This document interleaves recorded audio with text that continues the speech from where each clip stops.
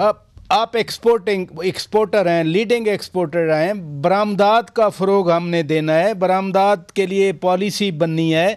अब पॉलिसी तो नून लीग बनाएगी, निगरानी आपने करनी है। जो बातें दूसरे दोनों मुअज़्ज़िज़ मेहमान कह रहे हैं, कैसे काबिल अमल किया जाए इनको? आपकी पार्टी तो वैसे भी मफाहमत वाली पार्टी समझी जाती है।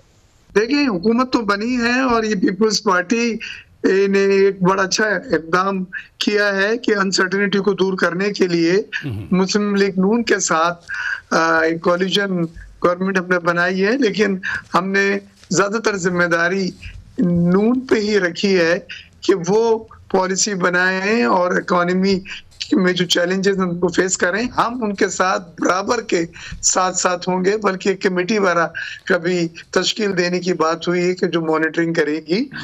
अब सवाल ये है कि जो चैलेंजेस हैं इस वक्त बड़े बड़े, उसमें सबसे पहला चैलेंज ये है कि 4 अप्रैल को IMF का एग्रीमेंट एक्सपायर हो रहा है, जो स्टैंड बाय अरेंजमेंट है $3 बिलियन का, और उसकी आखिरी किस्त 1.2 बिलियन की रिलीज होनी है, जिसका तीसरा जायजा होना बाकी है, उसका पास होना जरूरी है।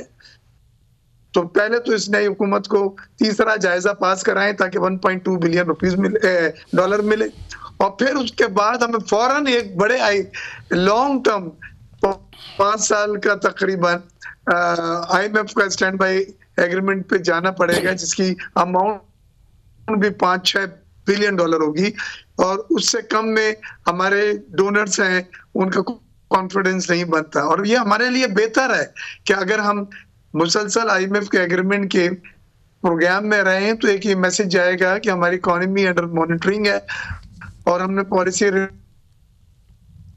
रिफॉर्म्स और हर वो चीज जो इकोनॉमी की बहाली के लिए जरूरी है।